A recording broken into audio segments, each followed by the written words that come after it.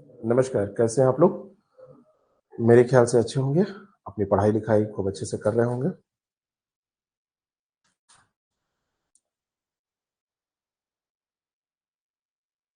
तनु शर्मा, क्या हाल-चाल है? आप लोग रेगुलर क्लास में क्यों नहीं आते हैं? जब एडमिशन लेंगे तो कहेंगे लाइव से चलेगी कि नहीं चलेगी? रोज़ चलती है लाइव और जब पढ़ने की बारी आएगी तो सब गायब रहेंगे, सब रिकॉर्डेड देखते हैं, ठीक है? सब रिकॉर्डेड देखते हैं। वेरी गुड इवनिंग अर्चना, बहुत-बहुत स्वागत है आपका। टेस्ट अच्छे से दे रहे हो अर्चना? कैसा लग रहा है टेस्ट? टेस्ट अच्छे लग रहे हैं? लेवल ऑफ क्वेश्चंस कैसे लग रहे हैं? कितने लोग हैं जो टेस्ट सीरीज में भी हैं? क्योंकि अब तो उसको ज्वाइन करने में कोई भी समस्या नहीं है, इतना कम उसका हमने ऑफर में प्राइस कर दिया है। बेस्ट है, दीजिए टेस्ट। टेस्ट दीजिए और जो लोग टेस्ट देंगे, प्रैक्टिस करेंगे, वो लोग उतनी ही सफलता के करीब पहुंचेंगे, चाहे प्रीलिम्स हो चाहे मेंस हो, दोनों में यही होता है। टेस्ट तो देना ही पड़ता है, क्योंकि एग्जाम भी आपका एक टेस्ट ही है ना, ठीक है? तो आप सारे लोग टेस्ट जरूर दीजिए, टेस्ट से ही आप बेस्ट बनेंगे। आज का जो टॉपिक है वो है भारत में उद्योग। इंपॉर्टेंट टॉपिक है।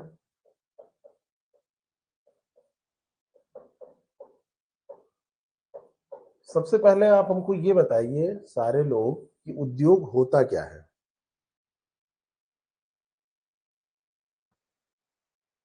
व्हाट इज उद्योग? अगर आपसे पूछ लिया जाए कि उद्योग है क्या, तो आप क्या बताएंगे? उद्योग, एक चीज तो आपको तुरंत समझ में आता है कि ये एक आर्थिक क्रिया है, लेकिन आर्थिक क्रिया कैसी? एक उच्च आर्थिक क्रिया है, कोई छोटी आर्थिक क्रिया नहीं है। और दूसरी चीज ये समझ में आती है कि उद्योग में वस्तु, या आप लिख लीजिए वस्तुओं व सेवाओं जैसी कुछ बात होगी। वस्तुओं सेवाओं का उत्पादन किया जाएगा, ऐसा कुछ होगा, या संवर्धन किया जाएगा। तो इससे आप परिभाषा निकाल सकते हैं कि उद्योग से तात्पर्य ऐसी उच्च आर्थिक क्रियाओं से है जिनका संबंध वस्तुओं और सेवाओं के उत्पादन और उसके संवर्धन से होता है। ऐसे ही तो परिभाषा आप लिखेंगे अगर आपसे मेंस में पूछ लिया जाए। टेस्ट सीरीज में आपको ज्वाइन करने के लिए हमको बस एक मैसेज कर देना है, चाहे ऐप पर चाहे हमारे नंबर्स जो हैं, कॉन्टेक्ट नंबर, उस पर मैसेज कर देना है। आपका एक कूपन कोड जनरेट कर दिया जाएगा, तो उसका प्राइस हाफ हो जाएगा, जस्ट, है ना? उसका प्राइस जो है जस्ट हाफ हो जाएगा, तो उसको आप ज्वाइन कर लीजिए, मैसेज कर लीजिएगा। तो उद्योग को ऐसे परिभाषित किया जाता है ना? मान लीजिए कि कोई फर्म है, तो एक छोटी सी फर्म कपड़े का उत्पादन कर रही है, तो उसको उद्योग नहीं कहा जाता है, उसको एक फर्म कहा जाता है। लेकिन ऐसी ही कई फर्में लगा दी गई, छोटी छोटी कई फर्म लगा दी गई, तो उसको कलेक्टिवली क्या कहा गया? उसको उद्योग कहा गया। उद्योग छोटे स्तर पर नहीं होता है, ये उच्च स्तर पर आर्थिक क्रियाएं होती है ना? सभी फर्म मिलकर काम करती हैं और मिलकर उनको फिर एक कोई प्रोडक्ट बनेगा, उसको फिर हम उद्योग कहेंगे, है ना? जैसे टाटा है, मारुति है, रिलायंस है, महिंद्रा है, बजाज है, और बहुत सारे, सैमसंग है। ये सब क्या, ये उद्योग की श्रेणी में आएंगे। अब उनके क्षेत्र अलग अलग हो सकते हैं, उनके क्षेत्र जो है वो अलग अलग हो सकते हैं, लेकिन वो आएंगे किसमें? उद्योग की श्रेणी में आएंगे। अब उद्योग वर्तमान समय में देखा जाए तो एक अनिवार्य आर्थिक क्रिया है, एक अनिवार्य आर्थिक क्रिया है। अगर आपसे पूछ लिया जाए कि उद्योग वर्तमान समय में हटा दिया जाए, उद्योगों को कोई जरूरत नहीं है। अरे उद्योग नहीं रह जाएंगे तो हमारी किसी भी आवश्यकता की पूर्ति हो ही नहीं जाएगी।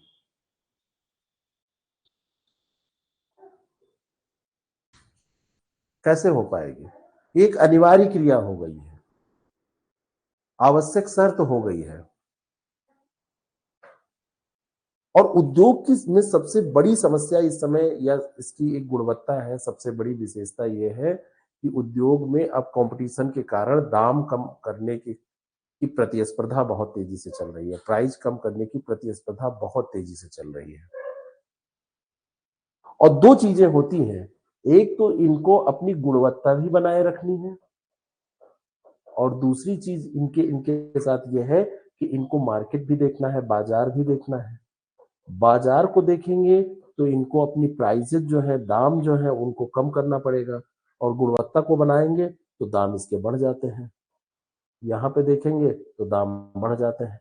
अब इसी के बीच में सारा कुछ चलता है, और इसी में चाइना जैसे देश आ जाते हैं, जहां में मैन्युफैक्चरिंग कंपनीज इतनी ज्यादा मजबूत हो गई हैं कि वो दुनिया का सबसे सस्ता माल बना देती है और उठा के डंप भी कर देती है। अब बड़ी समस्या होती है। तो उद्योगों के साथ सबसे बड़ा चैलेंज यह है कि गुणवत्ता युक्त उत्पाद सस्ते दामों पर बाजार में देना है। और हमारे जीवन में सुबह से जैसे हम उठते हैं, टॉयलेट जाते हैं, वॉशरूम जाते हैं, वहीं से हम औद्योगिक माल का इस्तेमाल करना शुरू कर देते हैं। जिस सीट का आप उपयोग कर रहे हैं फ्रेश होने के लिए, वो भी उद्योग का ही उत्पाद है।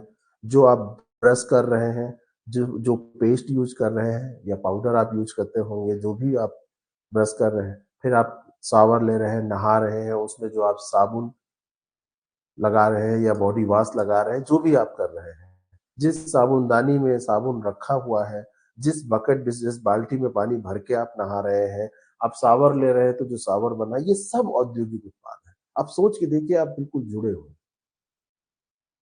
जनवरी का करंट अफेयर वीडियो फॉर्म में मिल गया है, पीडीएफ फॉर्म में कल अपडेट करा देते हैं, संडे को बन रहा है उसका पीडीएफ। एक्चुअली इस फॉर्म से उस फॉर्म में ले जाने के लिए थोड़ा सा काम करना पड़ता है, तो बन रहा है, मिल जाएगा। तो उद्योगों के सामने बड़ी समस्या। भारत जब आजाद हुआ तब उद्योगों का विकास हुआ, या उसके पहले भी उद्योगों का विकास हुआ था? तो भारत में औद्योगिक विकास को अगर देखें तो भारत का औद्योगिक विकास दो भागों में आप बांट सकते हैं।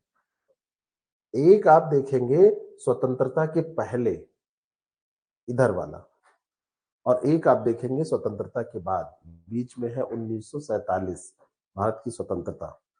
स्वतंत्रता पूर्व औद्योगिक विकास।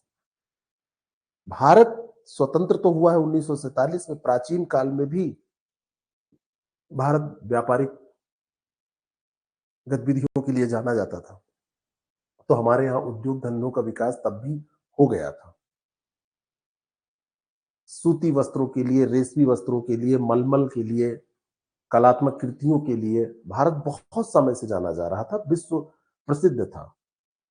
लेकिन जब भारत में इंग्लैंड के लोग, भारत में यूरोप के लोग आए, यूरोपियंस आए, बाद में अंग्रेजों ने कब्जा किया, अंग्रेजों ने अपनी नीतियां लागू की, तो अपने हित में ब्रिटिश नीतियां लागू की, तो भारत के उद्योग धंधों को चौपट कर दिया, पूरा बर्बाद कर दिया, और उसको भारत के परंपरागत हस्तशिल्प का विनाश कर दिया। क्योंकि भारतीय वस्तुएं ब्रिटेन में मशीन से बनी वस्तुओं की मात्रा, मूल्य और गुणवत्ता की दृष्टि से बराबरी नहीं कर सकी, तो भारत का पूरा जितना भी हैंडीक्राफ्ट या कुछ भी, कोई भी उद्योग था, वस्त्र उद्योग था, सारा उद्योग भारत का नष्ट हो।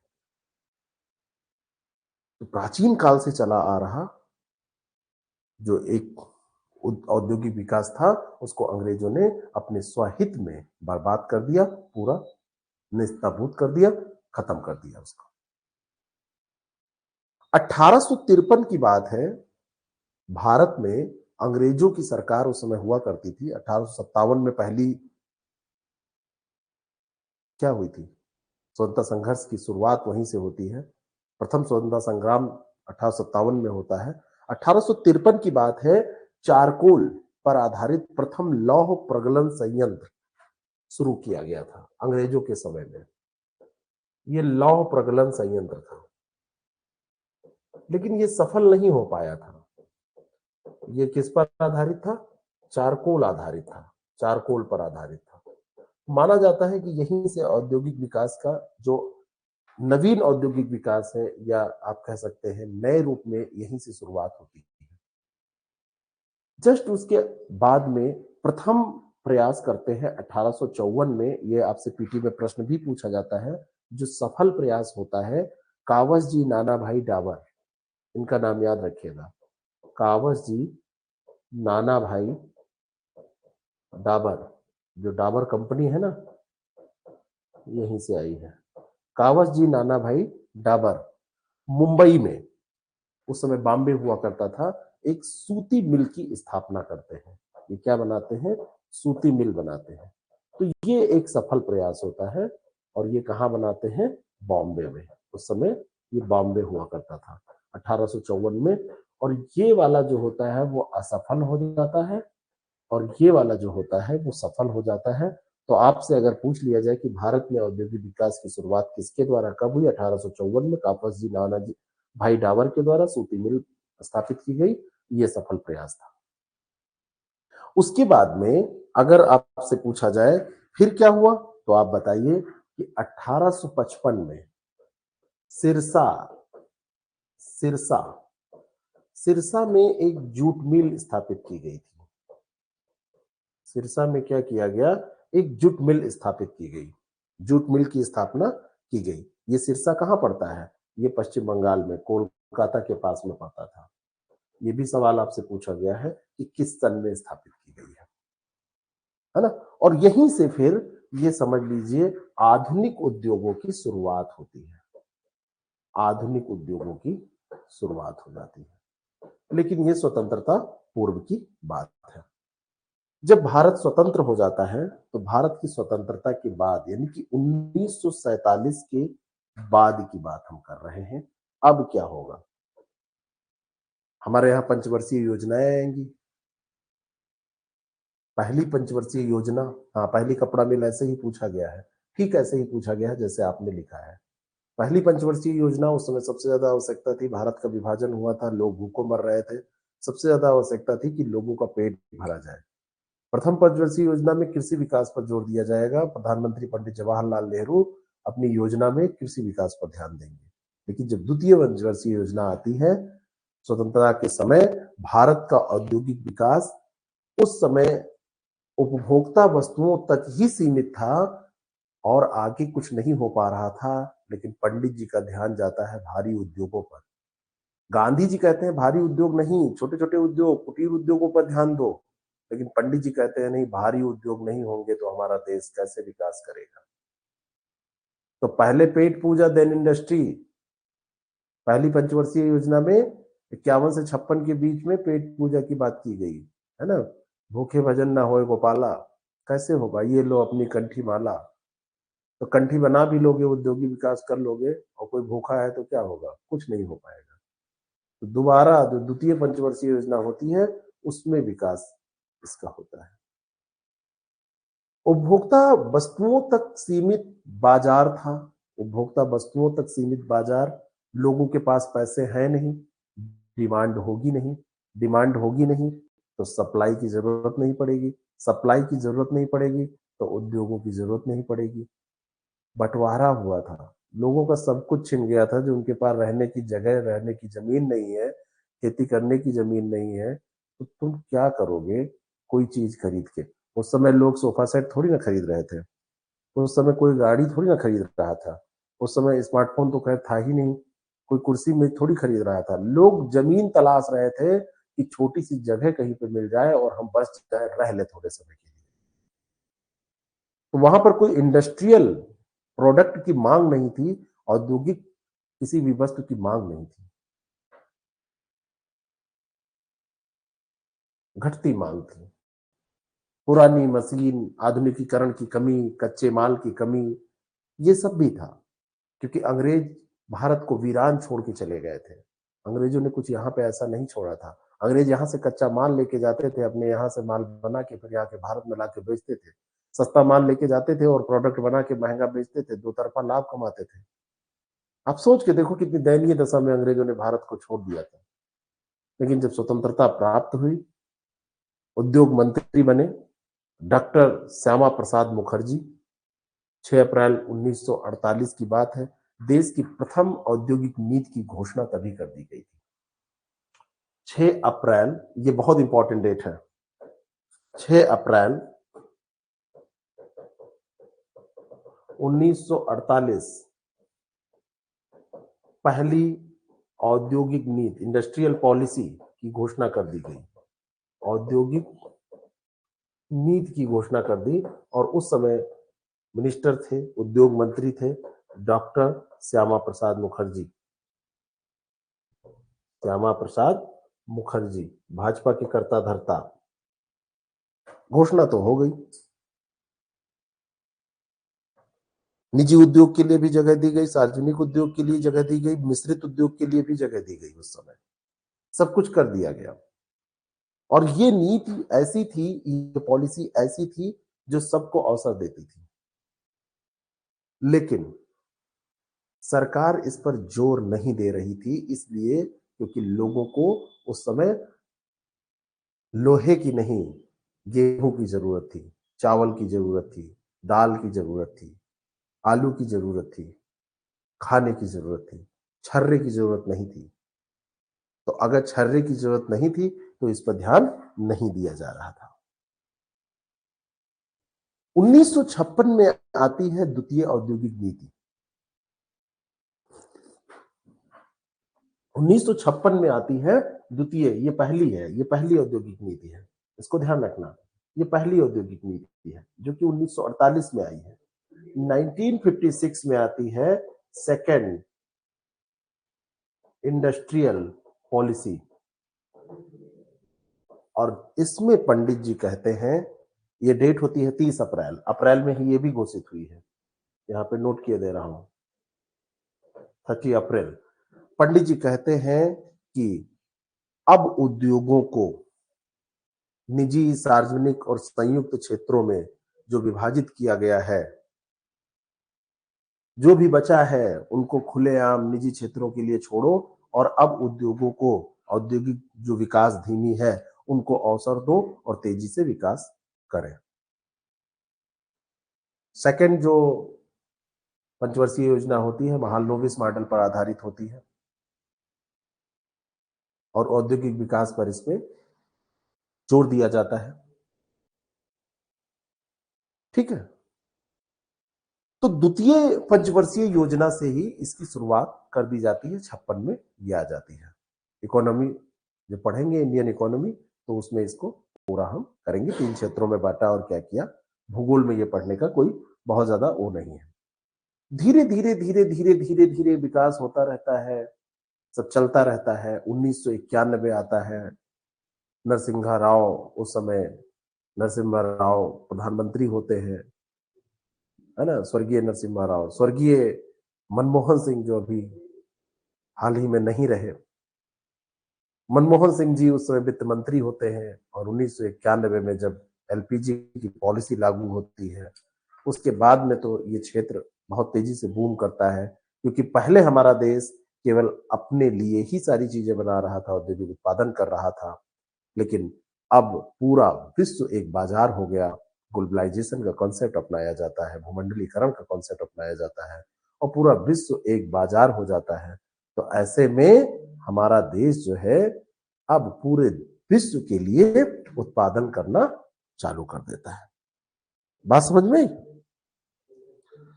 तो ऐसा नहीं है कि उसकी केवल नुकसान हुए या फायदे हुए, कुछ फायदे कुछ नुकसान हर चीज के होते हैं। लेकिन 1991 के बाद में हमारी जो मार्केट है, मार्केट जो है वो क्या हुई, बूम करती है और हमारी ही नहीं पूरे विश्व स्तर की करती है। तो ये जो एलपीजी पॉलिसी होती है 24 जुलाई 1991 के बाद में, लिबरलाइजेशन, प्राइवेटाइजेशन एंड ग्लोबलाइजेशन, है ना, reduction of government control, privatization and globalization, liberalization. तो ये जब ये पॉलिसी शुरू होती है तो प्राइवेट कंपनियों के विकास का समय आता है। और जब तक गवर्नमेंट कोई भी काम कर रहा होता है तब तक तो ठीक है, गवर्नमेंट अपना कर रही है। लेकिन जब प्राइवेट कंपनियां करती हैं तो बड़ा मन लगा के करती हैं, क्योंकि उनका स्वहित उसमें भी होता है, वो खुद लाभ कमाती है। आज रिलायंस रिलायंस नहीं होती, इतनी बड़ी कंपनी नहीं बन पाती, वैश्विक स्तर पर इसका नाम नहीं होता अगर ये एलपीजी पॉलिसी नहीं आती। आप सोच के देखिए। तो ये हो जाता है ना। उद्योगों की स्थापना में लाइसेंसिंग प्रक्रिया को सरल बनाया जाता है। लिबरलाइजेशन का मतलब क्या है कि पहले उद्योग लगाने के लिए बड़े पापड़ बेलने पड़ते थे, फिर क्या हुआ, उसको सरल बना दिया जाता है बहुत ही सरल तरीके से, है ना। आप उद्योग लगा सकते हैं, चला सकते हैं उसको, ये व्यवस्था कर दी जाती है। तो ये एक सामान्य सा इसका इतिहास रहा, ठीक है ना। अब उद्योगों में भारत के कई उद्योग हैं, उनको पढ़ना है। लेकिन एक सबसे महत्वपूर्ण मुद्दा बनता है भारत के औद्योगिक प्रदेश पे, और वो आपसे सवाल पूछा जाता है कि नहीं भाई। बाकी भारत में तो और तो बहुत सारी चीजें आप पढ़ेंगे, लेकिन एक भारत के औद्योगिक प्रदेशों की बात आती है। तो औद्योगिक प्रदेश का मतलब क्या होता है, कौन बताएगा कि औद्योगिक प्रदेश क्या है। उद्योगों की जो स्थापना की जाती है, मान लीजिए कि उद्योग आप स्थापित करना चाह रहे हैं, ठीक है ना। उद्योगों की स्थापना, तो आप क्या देखेंगे। मान लीजिए कि मैं आपको दे दूं पैसा, 500 करोड़ रुपए दे दूं, और आपसे कहूं कि उद्योगों की स्थापना करो, तो आप क्या क्या इसमें देखेंगे। हाँ, जहां ज्यादातर उद्योग हो, तो उद्योग कहां पर होंगे, जहां पर, ध्यान दीजिएगा, जहां पर होगा कच्चा माल। क्या होगा, कच्चा माल। उद्योग कहां पर होंगे, जहां पर होगी एनर्जी, जिसको कहते हैं ऊर्जा आपूर्ति। ऊर्जा चाहिए ना उद्योगों को चलाने के लिए। उद्योग कहां पर होगा, जहां पर होगा परिवहन साधन का विकास, कनेक्टिविटी होगी। उद्योग कहां पर होगा, जहां पर होगा श्रम। उद्योग कहां पर होगा, जहां पर होगा बाजार। अब आप प्रोडक्ट तो बना ले रहे हैं, लेकिन प्रोडक्ट की डिमांड ही नहीं हो रही है। बात समझ में आ रही है।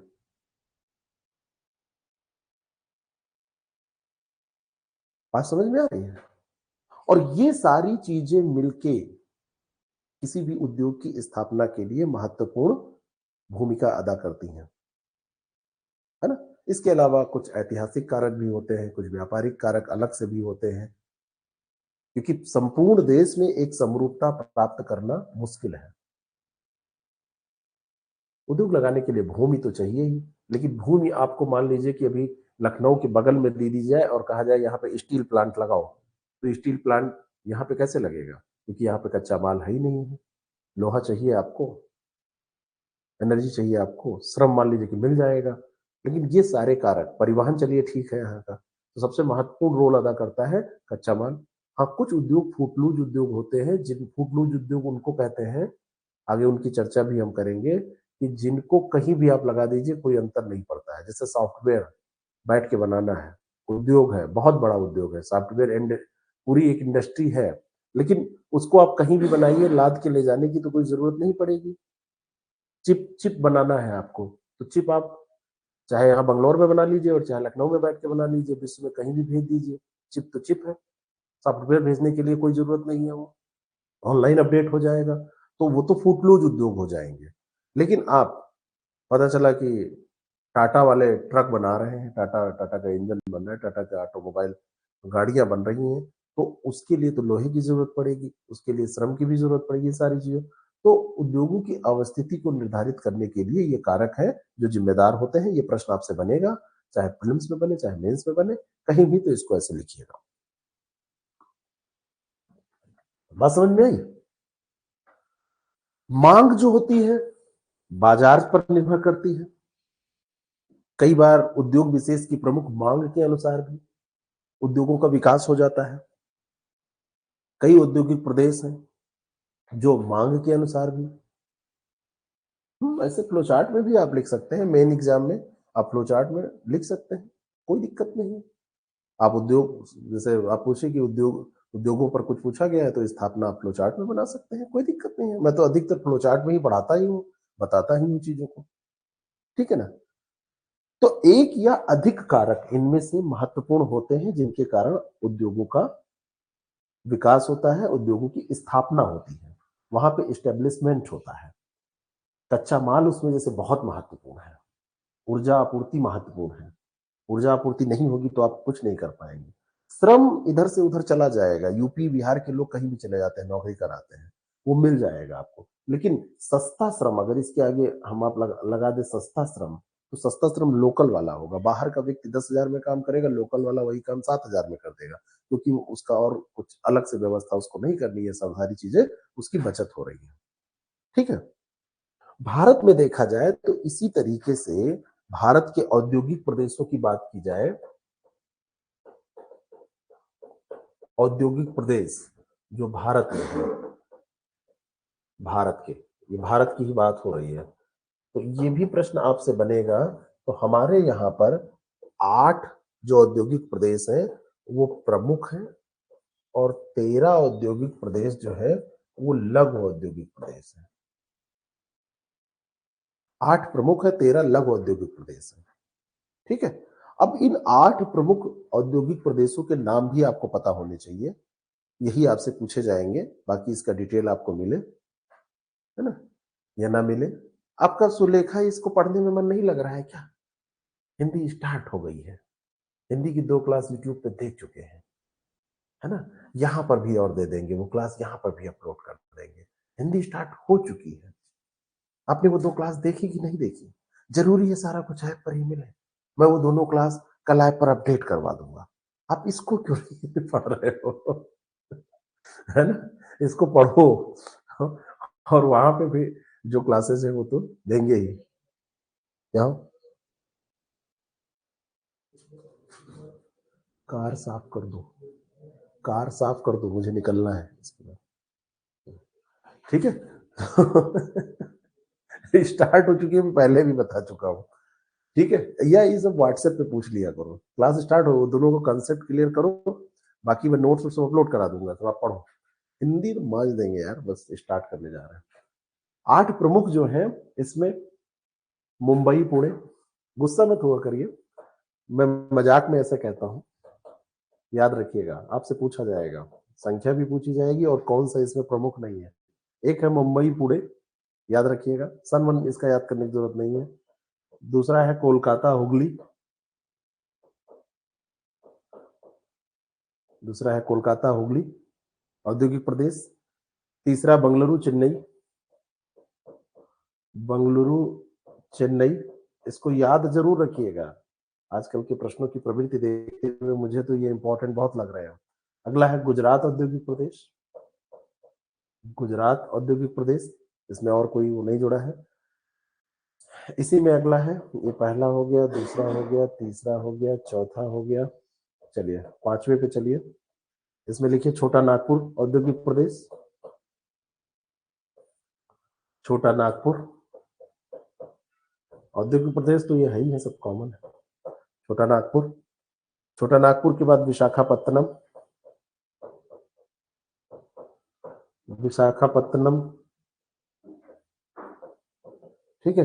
विशाखापत्तनम, विशाखापत्तनम वाला सिंगल नहीं है, विशाखापत्तनम गुंटूर है, इसको नोट करिए, विशाखापत्तनम गुंटूर, बस ऐसे याद रखिए, कोई इतना। गुंटूर कहाँ पड़ता है जरा बताइएगा, गुंटूर कहाँ पड़ता है जरा बताइएगा।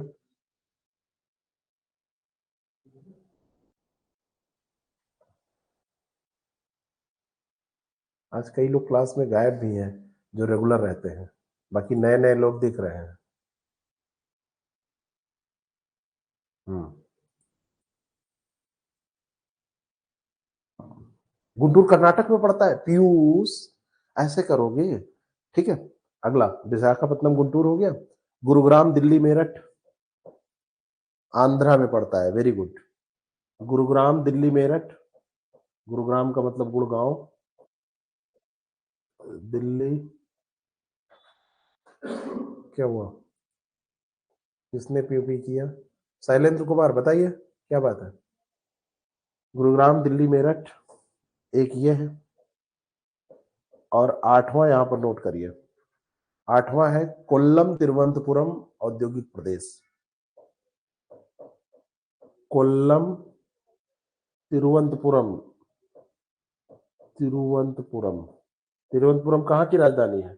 केरल की तिरुवनंतपुरम।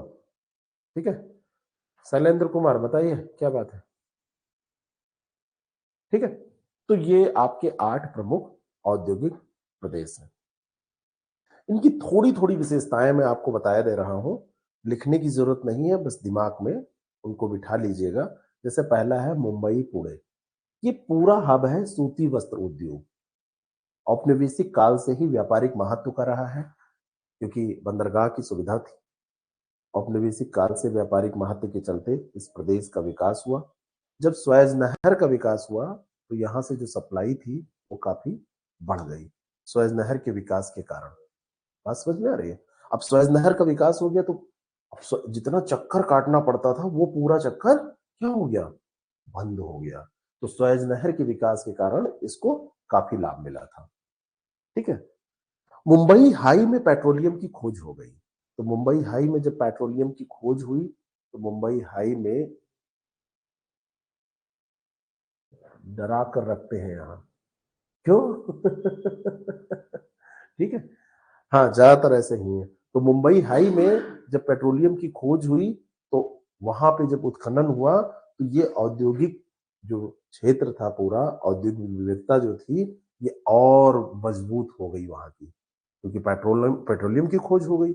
और पेट्रोलियम आधुनिक समय का सबसे महत्वपूर्ण, है ना, सबसे महत्वपूर्ण। अगर पेट्रोलियम नहीं रहेगा तो आप सोचो कुछ नहीं, पेट्रोलियम नहीं तो कुछ नहीं। ठीक है ना, तो ये जो है पूरा, मतलब आप सोच के देखो, ये पूरा क्षेत्र पहले से तो इंपॉर्टेंट था ही, पेट्रोलियम की खोज के कारण ये और इंपॉर्टेंट हो गया, है ना। पेट्रो रसायन उद्योग यहाँ डेवलप होने लगे। पेट्रो रसायन उद्योग के साथ साथ लगा हुआ प्लास्टिक उद्योग होता है, उसका विकास होने लगा। उसी के साथ उर्वरक उद्योग का विकास यहाँ पर हो गया। ठीक है, तो पूरा पुणे, नासिक, सोलापुर, ये पूरा इंडस्ट्रियल एरिया डेवलप हो गया, बहुत बड़ा इंडस्ट्रियल एरिया डेवलप हो गया। कोलकाता हुगली क्षेत्र की अगर बात की जाए, गंगा नदी की वितरिका है हुगली, उसके किनारे पश्चिम बंगाल में ये क्षेत्र विकसित हुआ। इसी कारण से कोलकाता हुगली इसको बोला गया, है ना। कोलकाता हावड़ा का जो क्षेत्र है वो इसी औद्योगिक केंद्र के अंतर्गत आता है। हुआ क्या, यहाँ पर देखिए, अभी हमने आपको बताया था कि यहाँ पर ऊर्जा आपूर्ति चाहिए, तो ऊर्जा आपूर्ति चाहिए, ऊर्जा आपूर्ति कैसे होगी यहाँ पे? परिवहन चाहिए, परिवहन कैसे होगा? हुगली नदी से सस्ता परिवहन इसको मिल जाएगा। उद्योगों में भी जल की आवश्यकता पड़ती है, तो इस क्षेत्र में उसी नदी से जल भी मिल जाएगा, है ना। औपनिवेशिक काल में कोलकाता भारत की राजधानी रही थी, तो वहां पर मार्केट भी मिल जाएगी, वहां पर इंफ्रास्ट्रक्चर भी बेहतरीन था, सड़क और रेलवे नेटवर्क का विकास हुआ था, तो ये सारी चीजें इसको मिली, है ना। आसपास के क्षेत्र में, अब वहां पे बंगाल में आप देखोगे जूट का उत्पादन होता था, वो उद्योग विकसित हो जाएगा। छोटा नागपुर में लॉ एस्क का क्षेत्र है, वो विकसित हो जाएगा, है ना। दामोदर घाटी में कोयला मिल रहा है, तो पास में ऊर्जा की आपूर्ति कोयले से हो जा रही है ना। बिहार, उत्तर प्रदेश और अन्य आसपास के जगहों से लेबर आ जाएंगे, वो बढ़िया सस्ते श्रमिक मिल गए, आसपास के क्षेत्र है ना, तो सस्ते श्रमिक मिल गए, श्रम भी मिल गया। तो इन्हीं पैरामीटर्स पे आप देखोगे तो बड़ा अनुकूल आपको मिलेगा। सूती वस्त्र उद्योग का विकास होगा, कागज का विकास होगा, कागज उद्योग का, इंजीनियरिंग उद्योग का विकास हो जाएगा, लौह उद्योग का विकास हो जाएगा, यहाँ पर थोड़ा बहुत पेट्रो रसायन उद्योग का विकास हो जाएगा, दवा उद्योग का विकास हो जाएगा, उर्वरक उद्योग का विकास हो जाएगा। और जहां पर जैसे हो गया था, अभी कुछ नए तो बनेंगे नहीं, तो उस समय से ऐसे ही चलते आ रहे हैं। बहुत सारी दवाएं हैं जिनका मैन्युफैक्चरिंग हब कोलकाता अभी भी बना हुआ है। तो ये दूसरा आपका हो गया कोलकाता हुगली, ठीक है। अंतर्राष्ट्रीय पत्तन है ही है यहाँ पर, बाहर सप्लाई भी हो जाएगी, बाहर से माल भी आ जाएगा, ठीक है। बेंगलुरु चेन्नई, ये जो औद्योगिक क्षेत्र है, इसकी शुरुआत तो हुई थी सूती वस्त्र उद्योग से। शुरुआत जब हुई थी तो कपास का उत्पादन वहां पर होता था। जनसंख्या ज्यादा है अंशुल, खूब ज्यादा जनसंख्या है। खूब ज्यादा जनसंख्या होने के साथ साथ बड़े बड़े परिवार हैं, स्किल है नहीं लोगों के पास, तो क्या करें, कमाने के लिए, पेट भरने के लिए कुछ तो करना पड़ेगा।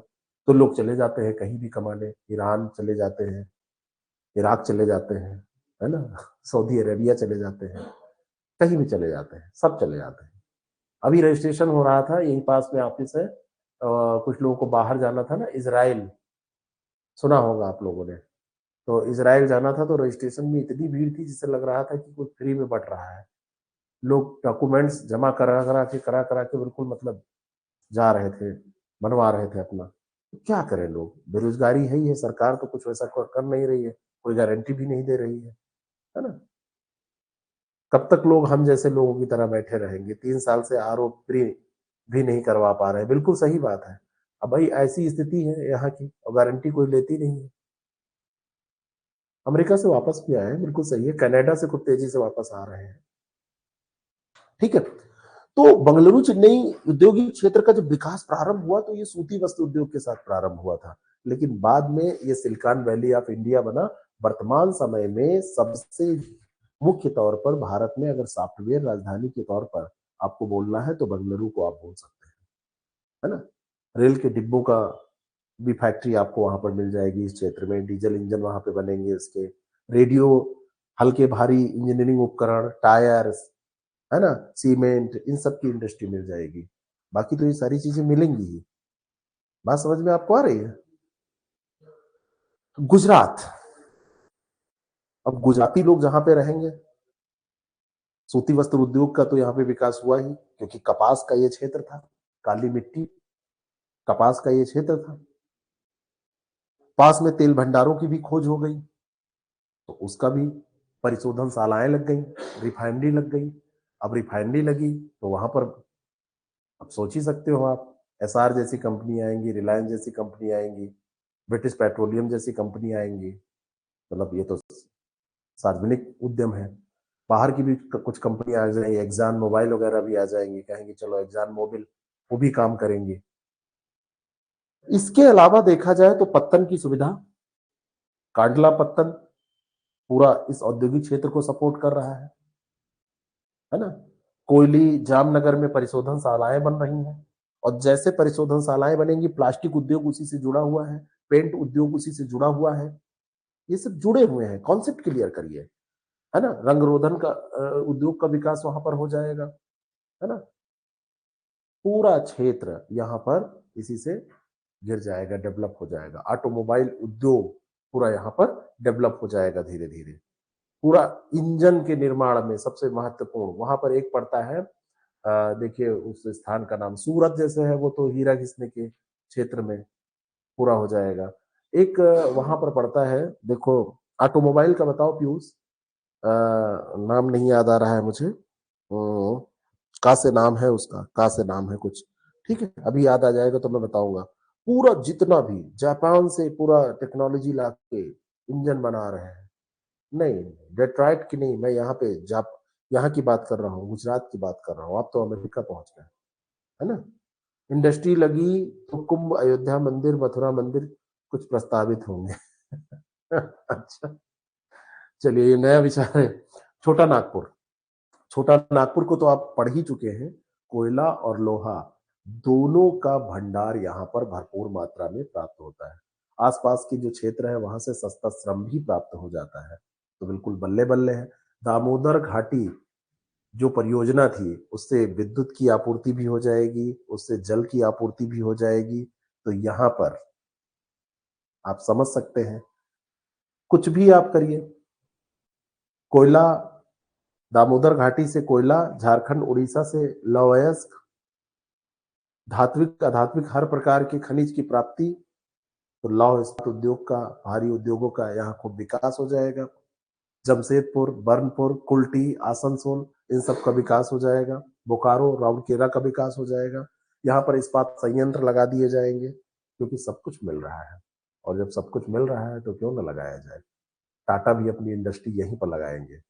टाटा कहेंगे कि चलो यहीं पे चलते हैं, क्योंकि यहाँ पे सब कुछ नजदीक नजदीक मिल रहा है, तो सस्ते में ट्रक बनाएंगे और विश्व स्तर पर टक्कर देंगे। भारत से बाहर ट्रक जाएंगे। टाटा के ट्रक केवल भारत में नहीं चलते हैं। अशोक लेलैंड के ट्रक केवल भारत में नहीं चलते हैं। अशोक लेलैंड और टाटा के ट्रक विदेशों में चलते हैं, है ना। ऐसा नहीं है। भारत 1991 के बाद पूरा वैश्विक बाजार जब विकसित हुआ ना, तो भारत की धरती बोल रही है। तभी भारत इतनी तेजी से बूम कर रहा है। विशाखापत्तनम और गुंटूर जो क्षेत्र है, ये जो औद्योगिक क्षेत्र है, खनिज भंडार तो यहाँ पाए ही जाते हैं। गोदावरी बेसिन में कोयला यहाँ पे मिल जाता है। कृषि क्षेत्र के कारण भी कच्चा माल यहाँ पर आसानी से जो आगत है वो मिल जाते हैं। तो आगत होगा तभी तो निर्गत होगा। आगत होगा तभी तो निर्गत होगा। इनपुट होगा तभी तो आउटपुट होगा। ठीक है। तो विशाखापत्तनम और मछलीपत्तनम जैसे पत्तनों का यहाँ विकास हुआ। सस्ता श्रम मिला, बाजार मिला, परिवहन का साधन मिला। तो ये पूरा क्षेत्र कच्चे तेल के आयात निर्यात के लिए जाना जाने लगा। विशाखापत्तनम बंदरगाह से यहाँ से लोहा निर्यात किया गया जापान को। जापान ने इसका स्टील बनाया, स्टील बना के फिर यहाँ पर भेजा, है ना। समझ रहे हैं। तो पेट्रो रसायन उद्योग का खूब विकास यहाँ पर हो गया। ठीक है। विजयनगर, राजमुंद्री, विजयवाड़ा, गुंटूर, कुरनूल, ये सब विकास हो गया। बाकी तंबाकू उम्बाकू का तो उत्पादन होता ही है। टाटा मोटर्स ने सानंद में, गुजरात में बिगेस्ट प्लांट लगाया। पहले ये प्लांट गया था वहां पे, कहाँ पे, पश्चिम बंगाल में लगाने जा रहे थे। और केवल तनिक से बात गड़बड़ हुई थी, रतन टाटा ने रातों रात सारी मशीनें सब कुछ वहां से उखड़वा के और गुजरात भेज दिया था। गुजरात इसी मामले में फिर आगे निकला और गुजरात को उससे इतनी मजबूती मिली, इतने रोजगार, इतना पैसा मिला कि वो कई गुना ज्यादा मजबूत हुई टाटा जैसी कंपनी। रतन टाटा वो व्यक्ति हैं जिन्होंने जगुआर को खरीद लिया।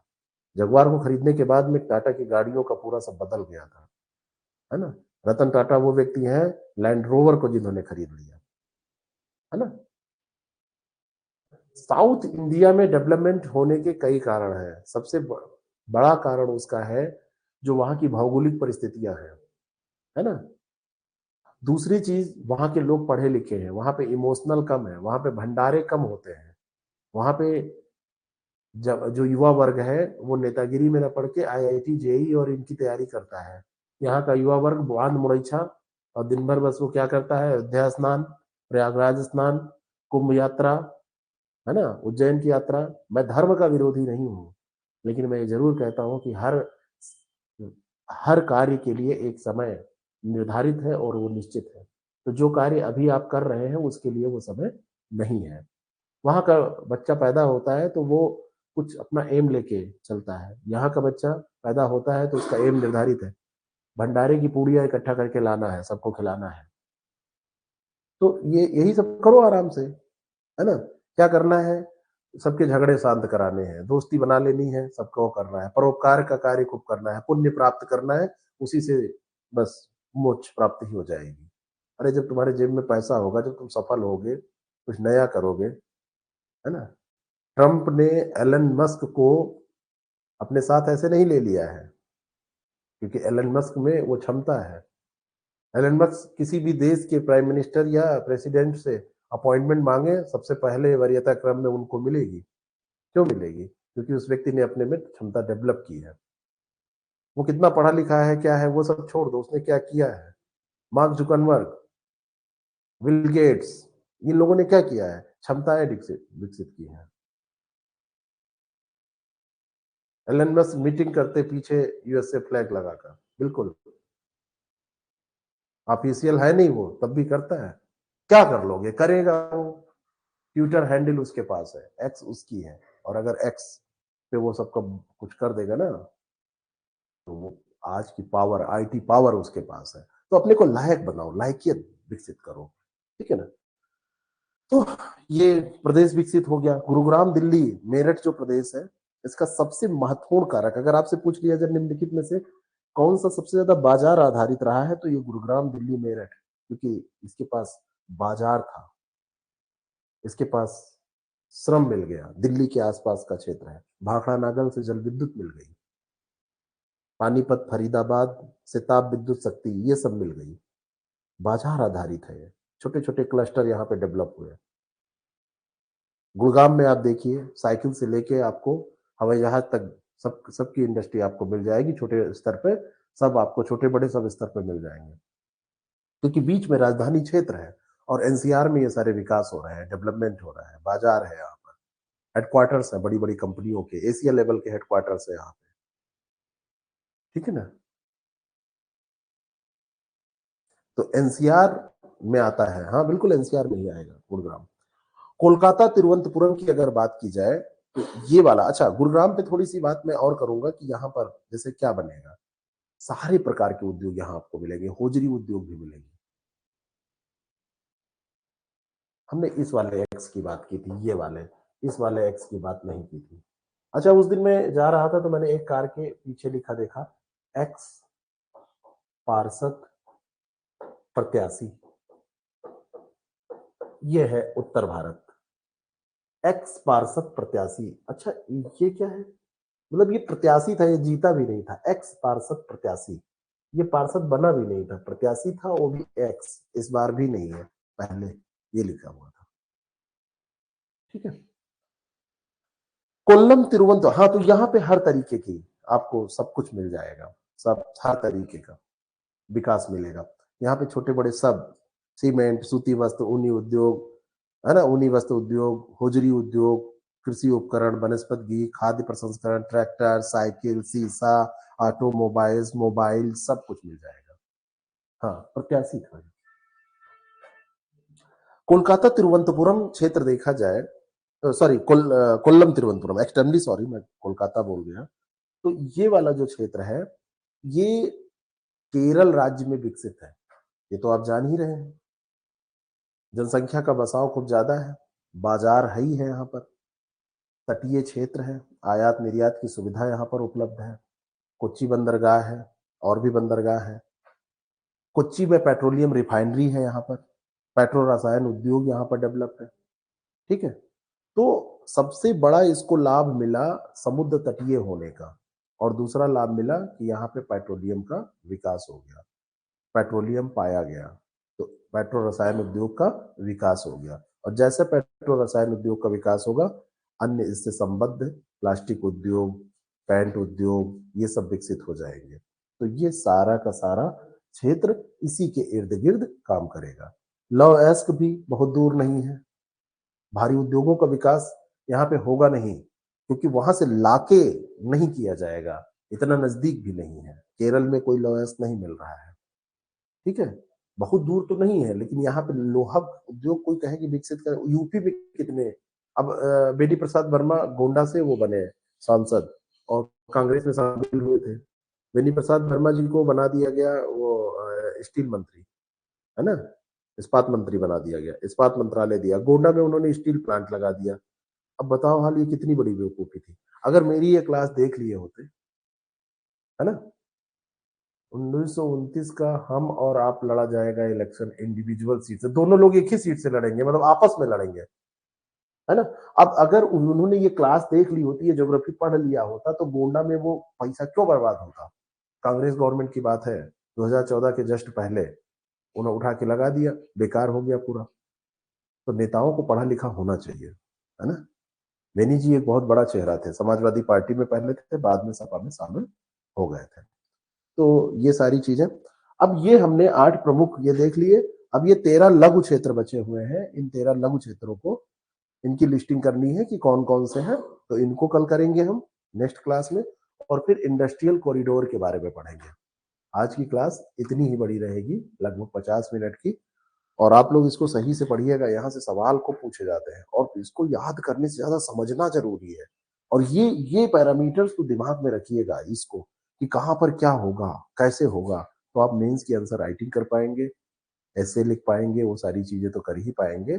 और साथ में, है ना, क्वेश्चन करवा देते हैं। वो शाम वाली क्लास में सब वही वो मंथन वाला पूरा करवा देंगे भी, कुछ क्वेश्चन भी करवा देंगे। अब आपने सलाह दिया है तो अब उसको याद आ गया मुझे, उसको करवा देते हैं। ठीक है, तो अभी पंकज जी की क्लास होगी थोड़ी देर बाद, और वो क्लास लेंगे। उसके बाद में 2029 तक जॉब लग जाएगी। अरे जॉब लग जाएगी तो क्या जरूरी है कि जॉब लगने के बाद इलेक्शन ना लड़े? इलेक्शन तो लड़ा ही जाएगा। पीयूष किसी दिन आए तो यहाँ बैठ के प्लानिंग करते हैं। ठीक है, थैंक यू सो मच।